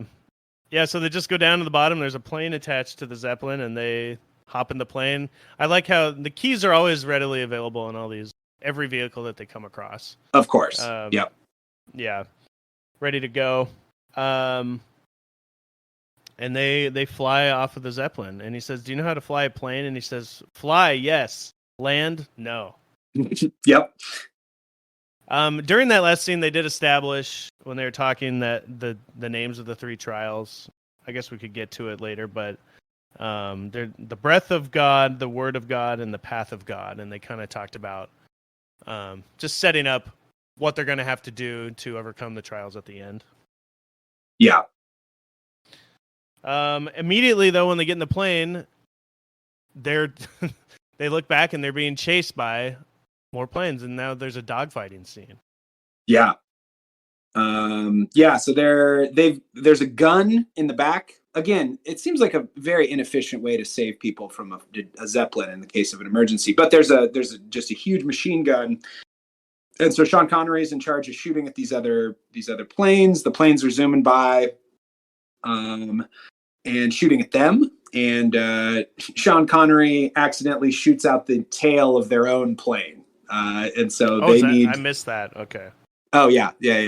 And then he blames it on the Germans and says that they shot out the tail of the plane, and they have to, they now need to crash land. This thing is no longer able to fly. So they crash land, and luckily there's a car, like you said, with the keys in it. There's a guy changing the wheel on a car, and so they steal this car and take off driving. Yeah, they're driving. The planes are chasing them down, and they go into a tunnel, and the plane just crashes right into the tunnel. Doesn't see it coming. Doesn't go up and over. This scene was also very slapstick. This was like Roadrunner and Wile E. Coyote shit. Yeah. I did like this one. I was warming up to the slapstick a little bit. Okay. But both the wings get blasted off this plane because it's too wide for the tunnel, but it doesn't explode, and so they're driving in the car, and the cockpit of the plane passes the car. It's like going fast enough, but the guy. And they look at the pilot in the eyes, like as he's passing them. Yeah. While like the cockpit of the plane is just cruising down the street. Yep. And then it explodes at the end, eventually, right? It does, yeah. And they pop out of the tunnel. One of the planes has dropped a bomb on the road, and so the car crashes into the pothole, and so now they've got to take off on foot. They make it down to a beach, and there's one plane left that's still coming after them. And I thought this was a nice little touch. Indiana's dad, Sean Connery's been carrying around an umbrella the whole time, and he uses it to scare a bunch of birds, and the birds fly up. And the last fighter pilot hits this huge flock of birds and crash lands itself. So it's yeah. Do you think pretty good? It's like a real Sully moment. Do you think that Sean Connery was involved in that incident as well? In the Sully Sullenberger? Yeah. When he crash landed on the Hudson. I think he must have been, yeah. Okay. Just a thought. Yeah, so that's kind of the end of that scene. Any other thoughts on the blimp or the chase at the end there? No. I think we got it all. Cool. Yeah, so then they go, I think the next scene is Donovan is talking about how they have the location of the Grail, and they're talking to the king of some country, is that right? Of where they are? I think it's a made-up country. It's Haiti, is what it said. And I think that's a made-up place, but I could be wrong. I thought it also said they went back to Italy, but I was very confused because it was a bunch of men in fezzes, but not the secret organization men in fezzes, right? It seemed like those guys were there too. Okay. But they were like infiltrated. It was like a Illuminati thing. Like they were in with the army and stuff. But anyway, the king gives his blessing for Donovan to go after the Grail in exchange for this fancy car that the Rolls Nazis Royce. had driven there. Yeah. And Salah, he wanted to get permission to invade his country and take this Grail and do all that. Yeah. And they give him blessing in exchange for this fancy car. Salah pops back up, our boy Jonathan Rhys-Davies, and takes the Joneses out to the desert. There is the elder Jones, Sean Connery, gets kind of kidnapped and put in this tank. There's a shootout, and Kazim, the guy that we met earlier in the boat chase scene, gets killed. The Grail Protector guy. The Grail Protector guy, exactly. And Indy steals some horses and like kind of maneuvers around this tank. So like the elder Dr. Jones, Sean Connery, is inside this tank with Brody and the head kind of Nazi guy, the big bad guy from the castle earlier. And so there's kind of this showdown between Indy on a horse and these guys on a tank. Yeah, tank versus horse chase scene. Yes. Maybe the first ever tank v horse chase. Mm-hmm. And the horse came out on top. So there was when Indy stole the horse, I don't know how they filmed it, but he like jump kicked the guy off the horse. The horse fell down on its side, and Indy like mounts it while on the ground, like the horse is sideways on its side, and Indy mounts it, and it gets up with Indy on top. I don't know. I thought that was an interesting little scene. Yeah. I'm not much of an equestrian. I don't know if that works. Yeah, I mean, you usually you want the horse to be standing when you mount it, but I guess you can mount it on the side while it's laying down, and then when it stands up, you'll be on top. Then you're good. Yeah, exactly. Yeah. This is a really big chase scene. It goes on for quite a while. At one point, one of the cars like gets mounted, crashes into the front of the tank, and it's like covering up the rocket. What is that? Cannon. Yeah. The cannon. And it shoots the car off of it. Mm-hmm. Which is pretty. And cool. then runs it over. And I think the implication was that people were in that car too. Yeah. A messy way to die. There's a bunch of parts in the scene. At one point, he puts a rock in the cannon as well, and it explodes backwards inside of the tank. So everyone's all like fried and smoky looking. Yep. Meanwhile, inside the tank, Sean Connery uses a quill pen to squirt a guy in the face, which completely immobilizes him. Like he falls to the ground clutching his face, and he's no longer a threat. They're fighting over a gun. He's like trying to maybe get the gun. You think he's going to shoot him or something, but this is not his realm, and he's more of a bookworm guy, so he uses the pen to get out of the situation. And Brody says, the pen is mightier than the sword. Yep. Very predictable, but it's pretty fun too, Yeah.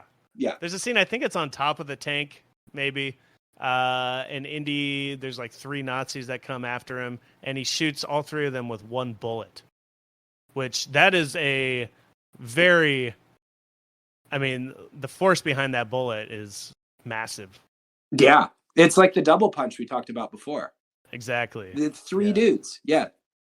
Yeah. Really I feel like efficient. Somewhere in the second guy, it would kind of slow down and stop, right? It's not going to go through 3 guys. I feel like you're right. Yeah. Yeah. But, yeah. There is one funny line from Sean Connery in here when he sees Indiana Jones. He goes, "You call this archaeology?" And I think that's great. And this scene kind of culminates with a showdown between the head Nazi and Indiana on top of this tank.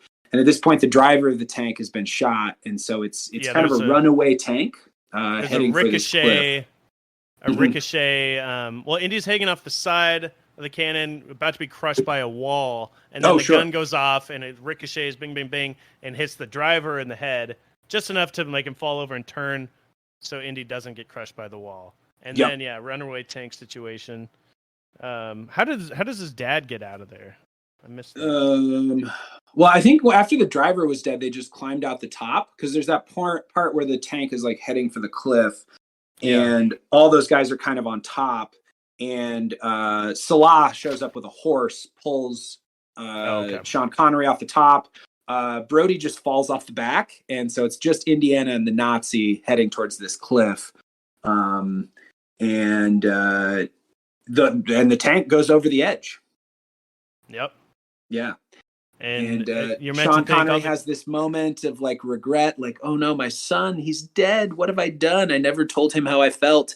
But Indiana like pops up a moment later, and he managed to survive by hanging on to some roots. Yeah, he comes up and kind of comes up behind them. They're all looking over the edge, and he's looking over the edge too, kind of like, yeah, what's everybody looking at? Or looking at the destruction. Yeah. Not realizing that they all think he's dead. And I think that was supposed to be a comedic moment right there. So now Indy's okay. They have a little father-son moment. This is the true moment where he realizes his dad does care about him. And right at the end of the scene, Indy's like sitting there. He's all like, they're like, we gotta go. And Indy's like really fucked up. And panting. He just fought like 15 Nazis. He's exhausted. Yeah. And a tank and all the shit. Yeah. And then his hat blows in off screen. I like that. Yeah, that was a nice touch. Yeah. And I think the music plays right then. The dun, dun, dun, dun. Anyway, so now they're off to the Canyon of the Crescent Moon. This is the final spot. This is the location of the Grail. Mm-hmm. It's a temple built into these gorge walls.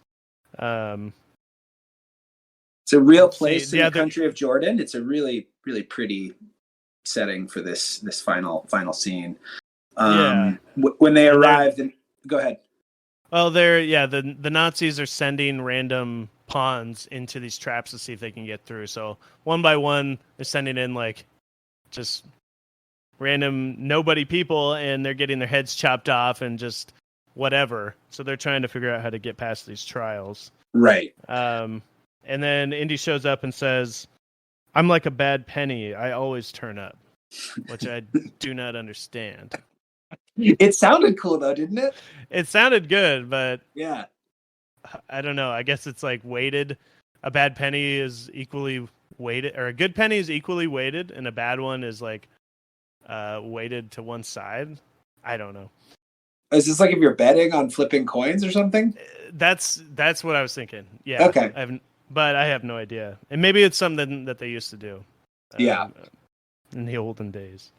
Yeah. Like Tanner said, they're already kind of in there. The Nazis with Elsa and Donovan are already there, trying to get past this first challenge, and they catch the Jones boys and Brody and Salah at the front, and Indy is kind of initially refuses to go and try this thing. He's like, "What are you going to do? Shoot me? I'm no help to you if you shoot me." So he shoots his dad instead, and says, "The only way to save your father is if you go get this Holy Grail, and we're able to use it to kind of save him." And so Indiana has to go in. Yeah, so that's their way of getting Indy to go in and figure out these traps. So during this scene, his dad is like dying and kind of like muttering the words of it's the breath of God. There's the first one. Only the penitent man will pass. So they're just sitting there muttering penitent. I don't know if he's supposed to be communicating with Indy from far away, but they're both kind of just like repeating the lines over and over again in their head. Right? Yeah, they're kind of. It seems like they're kind of experiencing it together. It's a little father-son thing. I did think it was kind of silly. Like, clearly a few dudes had been sent into that first trap, and they'd all had their heads cut off. They showed like two of them on the ground, and then the third one. And it seemed like you wouldn't need to figure out that it means pray. Like, you would just duck. Like, the last two guys got their heads cut off. Maybe I should crouch a little lower. The first one is very silly, because he finds out that he realizes at the very last second to kneel before God. The penitent man will kneel before God, is what he's like. Oh, okay, I gotta kneel right at this, right at the right time, which causes him to like somersault over and through like the two blades that come out of the wall. Exactly. Right? Yep. It's kind of a goofy little moment. Yeah. And that's the first challenge. He's able to kind of stop it so it won't do it again, so everybody can kind of walk past that challenge. And then the second one, go ahead. Word of God. Yep. And so they quickly realize that you need to spell out the name God or Jehovah, but in Latin that starts with an I. So Indy almost falls through this floor. He jumps on Jay first, and Jay falls through, and so then he has to come back up and try it a second time. It's kind of like hopping lily pads, and if you step on the wrong square, it collapses into the depths below. Anything to add on that one? No, just the trials, the word of God, proceed in the footsteps of the word of God. So he, Iahova. It seems like the physics of that floor wouldn't work to me, but again, we're in suspend reality for a moment. And then the third one, what's that one called, Tanner? The third challenge? The path of God, and he must leap a leap from the lion's head. To prove your worth. Like a leap of faith kind of thing, and he comes across a big, just open cavern, just an endless pit. You can see the door across the way, but it's like way too far. There's no way you can jump across. And Indy's just like, you got to believe. I got to save my dad. So he like sucks it up and decides he walks straight off. Luckily, there's like a camouflaged pathway just right in front of him. So it's just a straight bridge. And it's kind of like, how would you call that? It's like those sidewalks where they paint like an entire mural, and you look at it from a certain angle and it looks like a giant picture. Exactly. Yeah. And so it looks like there's nothing there, but there really was this perfect rock bridge. What do you call those paintings? The eye tricks or whatever. Like a trick with perspective or something. I'm not sure what they're called. Yeah. Where you go cross-eyed and you look at the picture. Like a seeing eye, a magic eye painting. Yeah, seeing it. That's what it is, right? Yeah, something like that, where it's there right in front of you, but it's kind of blending in. So he gets across, and he throws sand on the pathway so he can see it again, I guess.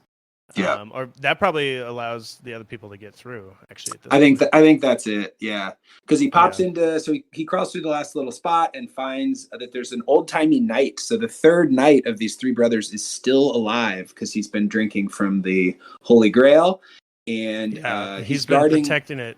Yeah. I love this scene so much. It's great. It's really good.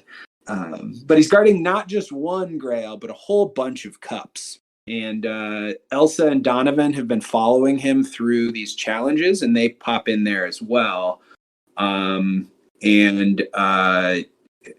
this guy's been alive for 900 years or something, 1,000 years, right? Something like that, yeah. Just in this room, guarding the Grail, drinking, just staying alive. I can't believe he's like not more fucked up. And he mentions, or just like mentally. It's kind of like the underground snakes in Raiders of the Lost Ark. Like, how is he still alive? What has he been eating? What's he been doing? Yeah, I mean, I guess you don't need to eat if the Grail's keeping you alive, but yeah, maybe. Where's he even getting the water to put in the Grail to drink? Another big question. Yeah. So he's just been sitting there forever, waiting for someone, the legend of some knight to come vanquish him and take the throne or the duty to guard the Grail, right? Right. I had one question. This guy speaks English? Is that not strange? Did they have English back? Probably not in that part of the world. In the Crusades during the yeah. I guess so. if they were British knights, because I guess they had. I just don't know. I feel like they would have been Italian or Spanish or something. Yeah, I just don't. Yeah. Now I got to look up. When was English? When was English invented? Is that what you're going to Google right now? Okay, so 5th century, 5th to 7th centuries. Okay, so yeah, it was around. So I guess it's possible that he spoke English. Yeah, they would just have to be British knights. So maybe they established that earlier. I'm not sure. Yeah. But he doesn't really have a British accent either. He's just... Well, after being away from there for that long, you kind of lose your accent. Sure. And it goes like a more American-style English accent, without a doubt. Yeah. Anyway, so Donovan and Elsa pop in, and they have to pick one of these chalices, and there's a whole number of them. And the Elsa grabs one for Donovan and says she thinks... he tells him that the right Grail will give you life, but any of the wrong Grails, and there's like 20 plus of them, right? Yeah. Will kill you. Yep. Yeah. And so Donovan fills one up. There's a little like watering hole spot, and they fill up from one of the golden cups with all these like jewels and stuff encrusted on the outside. And he drinks from it. She chose it for him. Yes. That's an important piece. Yes. That's right. And he takes a drink, expecting like his, this to be the Grail. He's going to feel all powerful, and it's just amazing graphics on his very painful death. He like oldifies to death, so like all of his hair grows out and he turns all wrinkly, and it all grows out and grows white, and he literally just grows old and decays within seconds, right in front of your eyes. Yeah, it's great. And I think this is the only like screaming in the whole Indiana in this whole movie. She's just like terrified, obviously. Well, obviously, yeah. I think she has every right to be. This is not a super awesome moment. Yeah. And then it's Indy's turn to try. Before that, the knight goes, he chose poorly. Yeah. Which is awesome. And then Indy and Elsa look through the ones that are left, and they pick out the most like humble looking one. And he's like, if he was a carpenter, he probably wouldn't have picked something so elaborate. The cup of a carpenter, for sure. The ugliest cup in the thing. Everything is gold, jewel filled, and then there's this one just like ceramic shitty cup. Yeah. It's almost obvious. Yeah. But they fill that one up, and the knight explains that they can't take it outside of the temple, but they can take some to kind of save his dad. So they run back out. Sean Connery gets a couple gulps. They pour it on his bullet wound, and hey, look at that, he's fine. He's good. It worked. They saved him. Yay.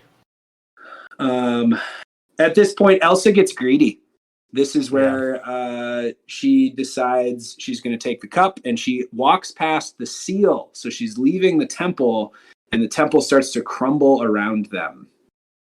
Yeah, they made her... I liked this character quite a bit. Like, they made her a lot of different things, She wasn't totally bad. She made the right choice at the end and helped kill Donovan. But then still is a little bit greedy, so... Yeah, and it was her greed for the cup that was her ultimate undoing. Character. Yeah, and she was a good character. She was great. Yeah, and her name's Duty. I mean, you did it this time. That wasn't my fault. Yeah, so the place, like you said, starts cracking and ripping apart, and there's this giant chasm. The cup falls down the chasm, and she's kind of falling in as well and trying to reach for it. It's like stuck on the edge of this ledge, and she's just like, I gotta get the cup. I can maybe grab it.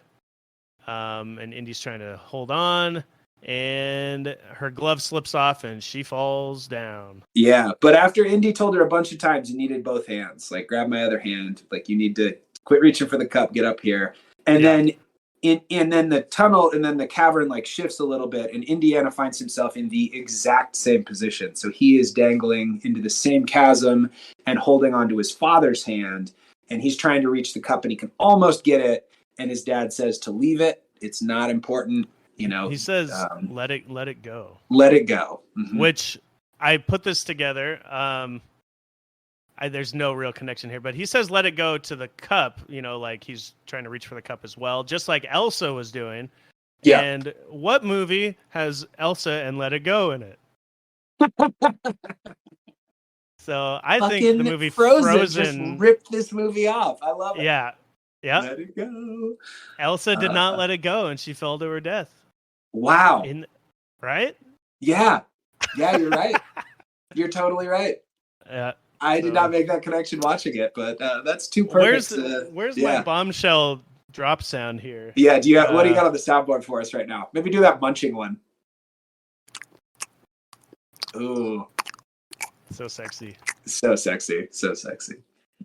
And that's about it. The cave collapses. They get a weird wave with the knight. He just waves at them goodbye.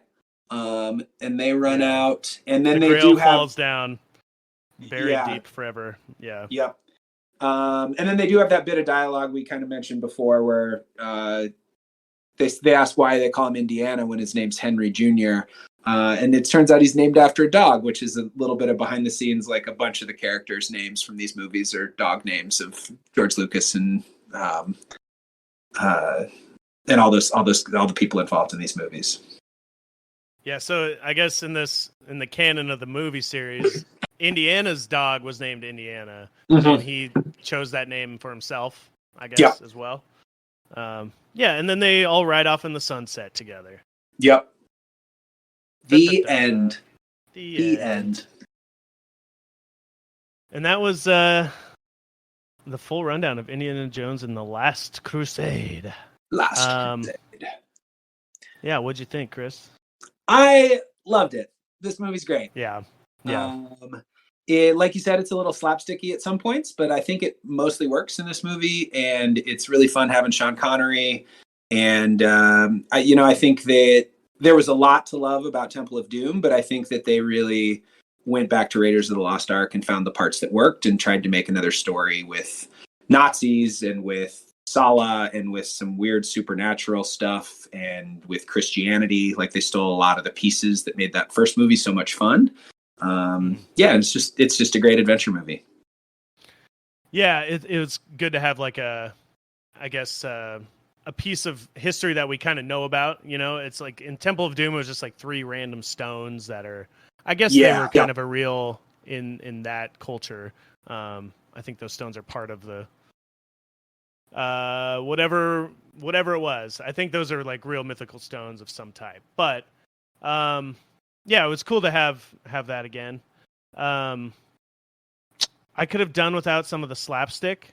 Yeah. It was a little too cartoony in some areas. Like, I felt like right in the middle, they had the moment of just with the truck and then the fireplace and some scenes like that were just very cartoony in the middle, but everything else at the beginning and at the end, tighten it up a little bit.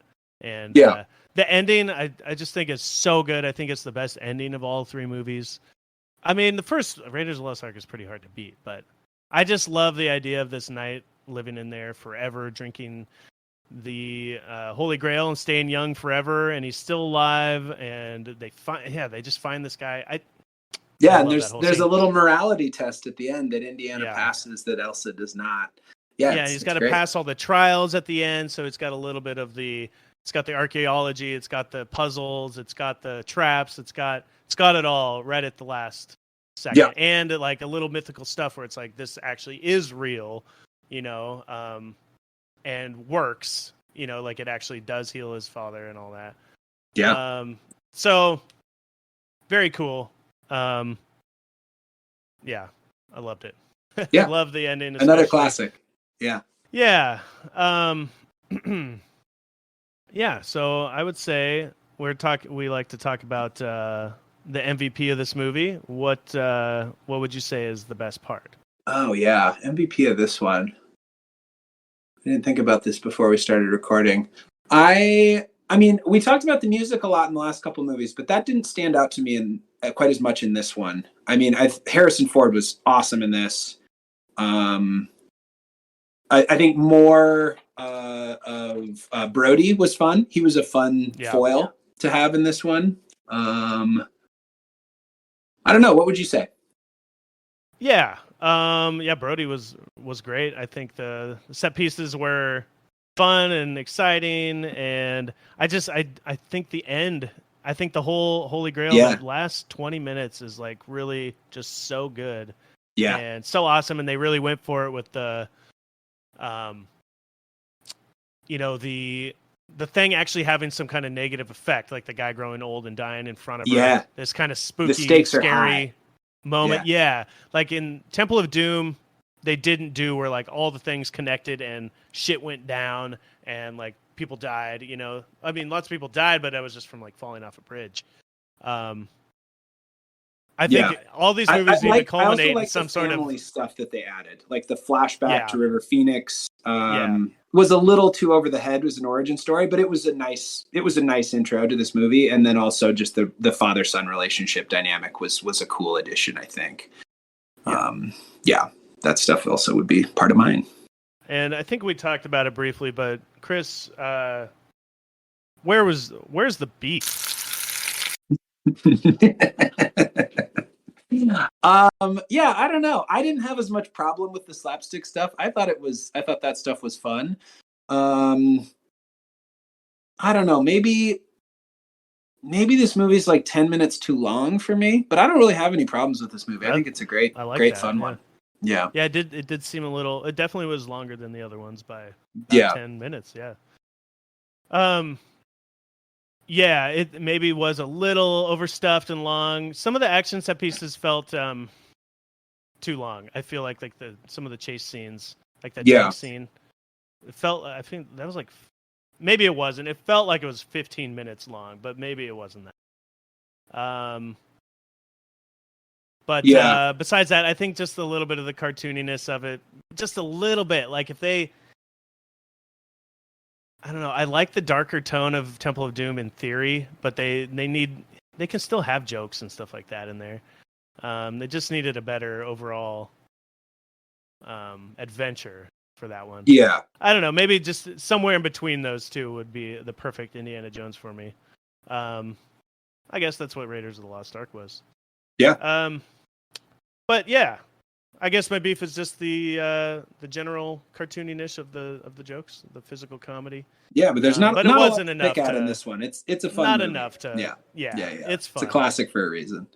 It's weird because I didn't remember any of it really. I mean, I knew Sean Connery was the dad. I've always remembered that, but I couldn't watching it. I was like, I didn't remember any of the stuff, and I guess I just haven't seen it as many times as the other two. I feel like that was my experience with Temple of Doom. I remembered it being. I just haven't seen that one as much as number 1 and number 3, and so it was fun revisiting that with you last week. Yeah. But yeah. Yeah. So let's talk about the box office here. This movie was more than double the budget of the other ones. The later in time we go throughout the years, movies get more expensive anyway, but it was $48 million.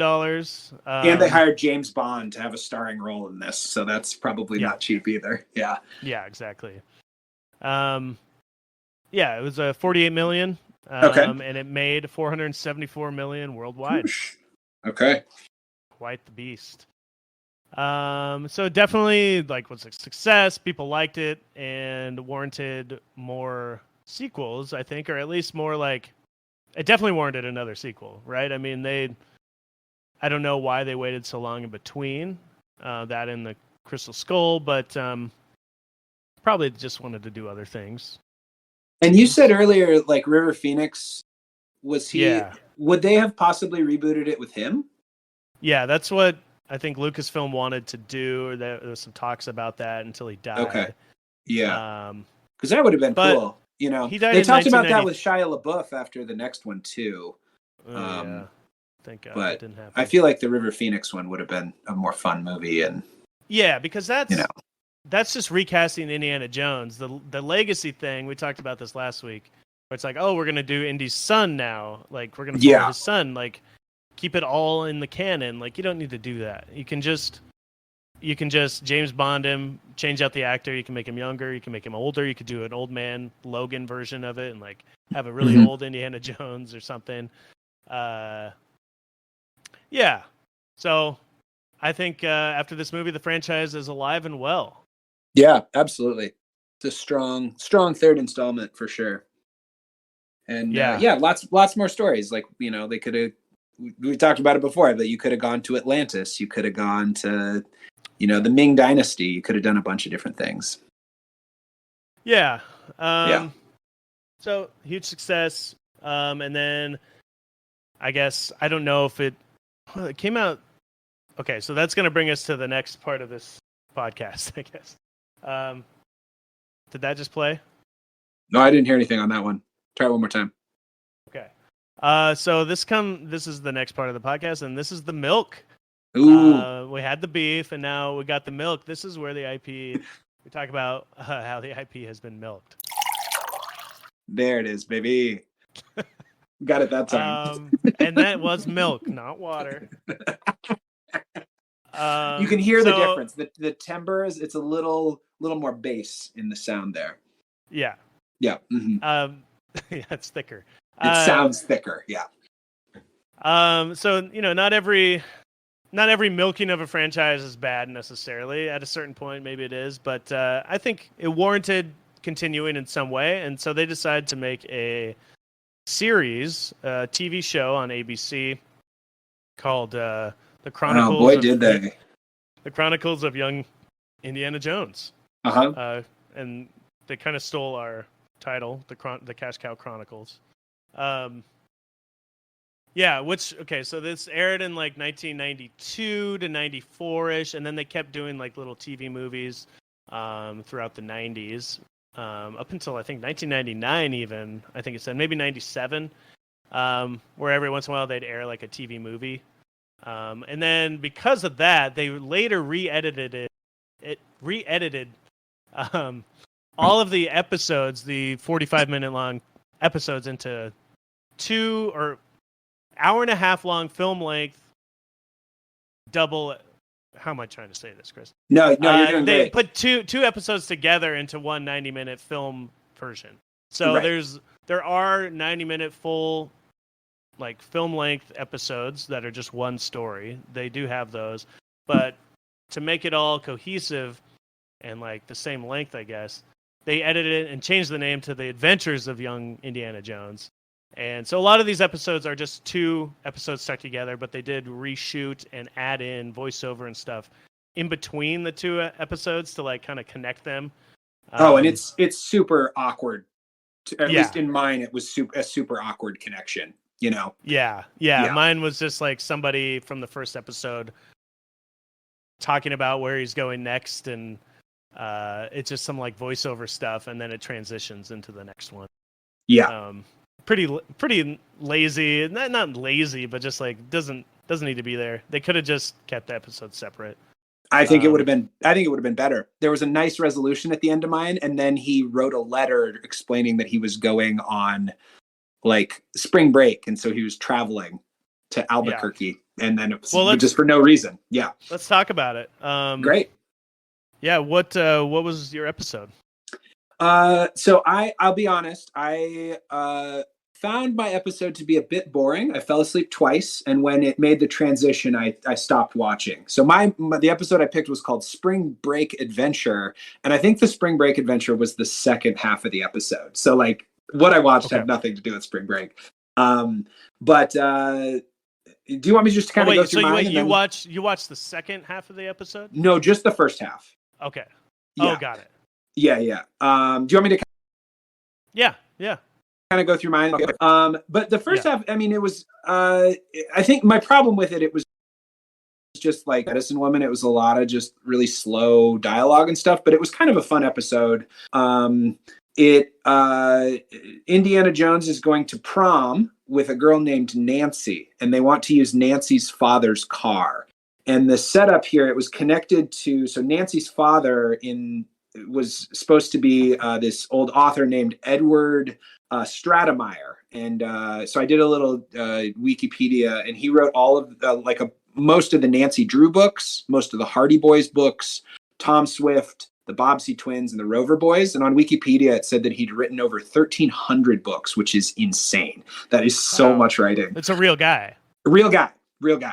Yeah, so a lot of this, just a side note, a lot of these, almost every one of these episodes is about like Indiana Jones dealing with real historical figures throughout time, right? Yeah. So that's theirs for this one, I guess. Well, there were actually two. So they was connected to this Edward Stratemeyer guy because Edward Stratemeyer had a fictional daughter. He didn't really have a daughter named Nancy, but in this episode, there was a daughter named Nancy.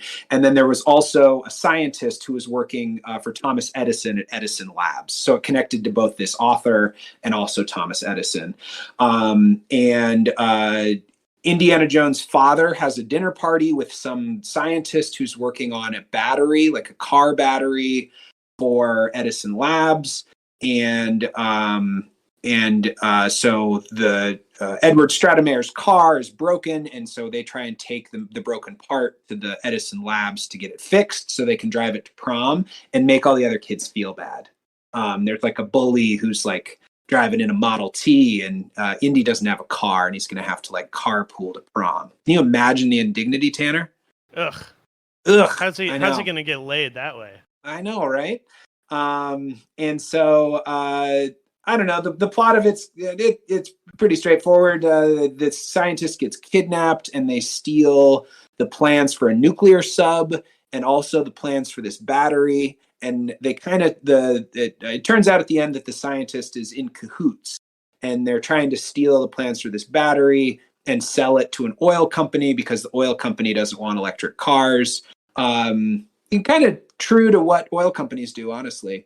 But they use the submarine thing as a cover to kind of blame it on the Germans. Like the Germans are trying to steal plans for this sub to use in World War II.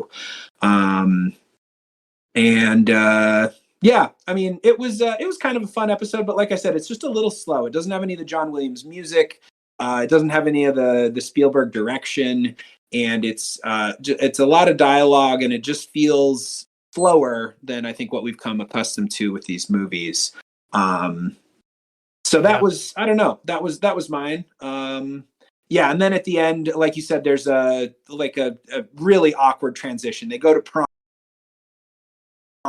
Then Nancy like set up another date with Indiana, but he's like, I'm going on spring break to my uncle in Albuquerque. And then they go to Albuquerque, and I kind of turned it off at that point. But it's sort of fun. I probably won't watch another one, but it was interesting to see kind of how they were still connecting to real life people. I thought it was cool to learn about Edward Stratemeyer, like as someone who enjoys writing myself. I don't know. So was your Indy okay? So this show stars multiple different Indiana Jones. There's like a young kid version, and then there's this guy. I assume you're the Sean Patrick Flannery version. I think so. Yeah.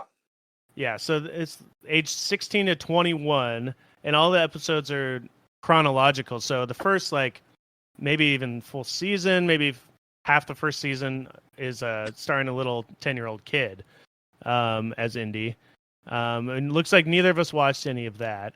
But and then it goes into Sean Patrick Flannery for the meat of it, the bulk of it.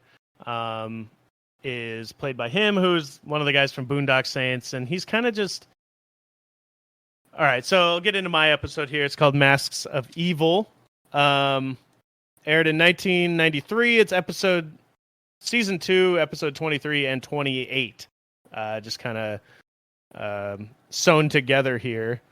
But they start off in Istanbul, Turkey in 1918. So he's like 19 or 20 or something like that. And he's undercover as a journalist, a Swedish journalist, and he's got this girlfriend. He's going by the name Nils Anderson. He's got this cute girlfriend, and he asks named Molly to marry him, and she says yes, but he's lying to her about his name and all this stuff, so that comes into play.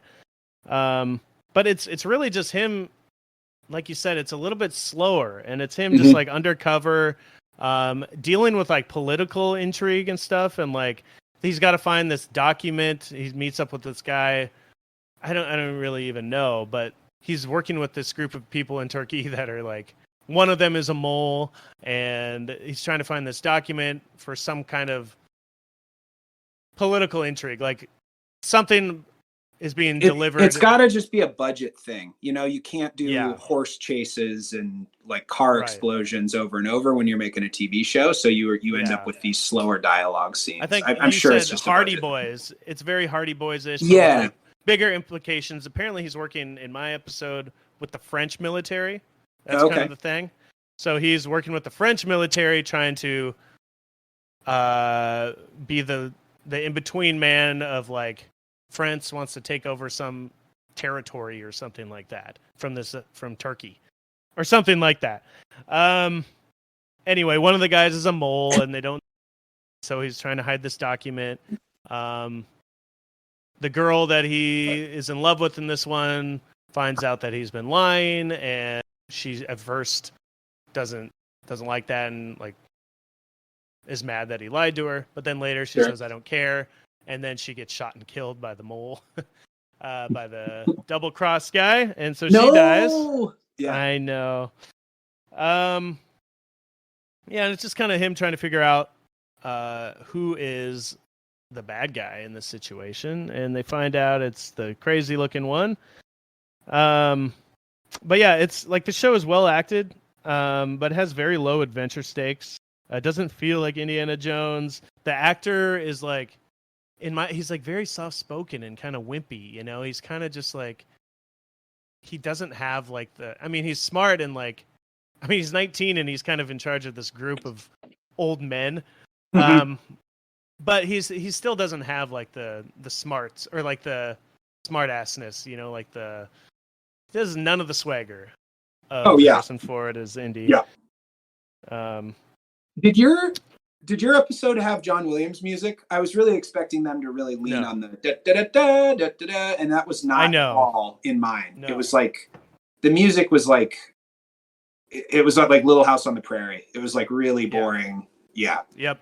Yeah. Okay. It was very slow and boring, and there's tons of, you know, this is the early 90s. There was Star Trek, tons of cool procedural shows that were like exciting and had great music and stuff, and they just kind of it was just kind of dull.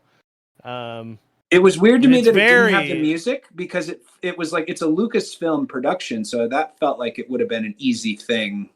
Yeah, I don't know why they would be able to use it. Yeah, agreed. It was canceled because it had a huge budget though and low ratings.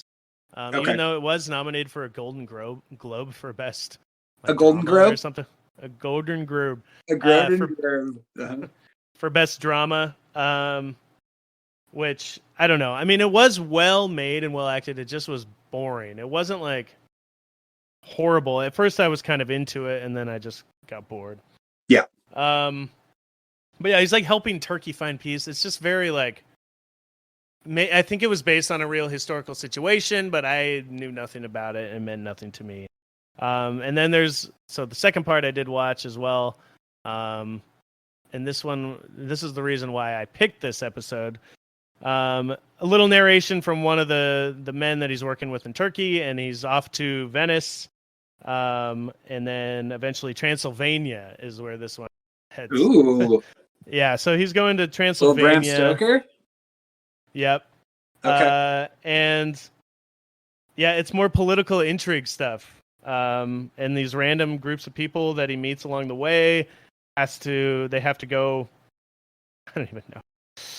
I don't even know what they're doing, really. It's something for the French military, but they have to go to this house, and it's like a castle, and Vlad the Impaler may have lived there. And they find this guy who is Vlad the Impaler, and he looks like he's old, or he's Dracula, or something.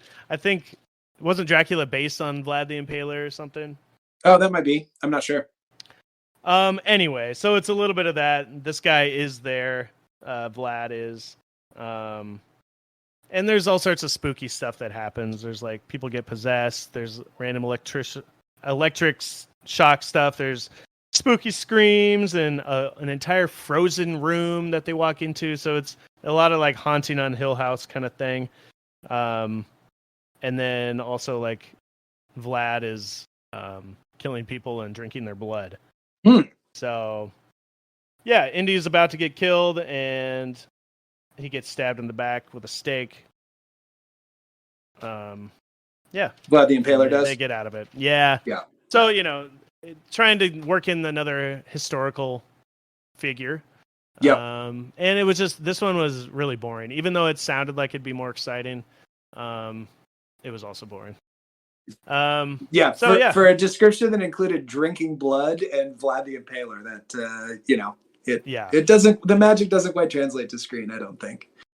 And I Googled like best episodes of this, and that said it was the best episode. And okay. I disagree. Okay. Fair enough. Yeah. So a lot of this show seems to be, for me, a lot of like political intrigue kind of stuff, historical figure stuff, not as much archaeology and finding artifacts, right? Right. Yeah. And it didn't have any supernatural stuff, which I think is like one of the real calling cards of these movies, Well, mine did have it. For mine did not. Yeah. Mine had none of that. The second one did at least. Okay. Yeah. Okay. Yeah, that's true. So. Yeah. And I don't know. Obviously, we didn't watch them all, so who knows what else is out there. Mm-hmm. But I don't really care to. Yeah. And we got some other stuff to check out for next week. Yeah. Yeah, we got video games, and for our milk section next week, we got video games and a book potentially. Yeah. Even if you don't read the whole book, we'll check it out and let me know. We'll see how far I get. Yeah.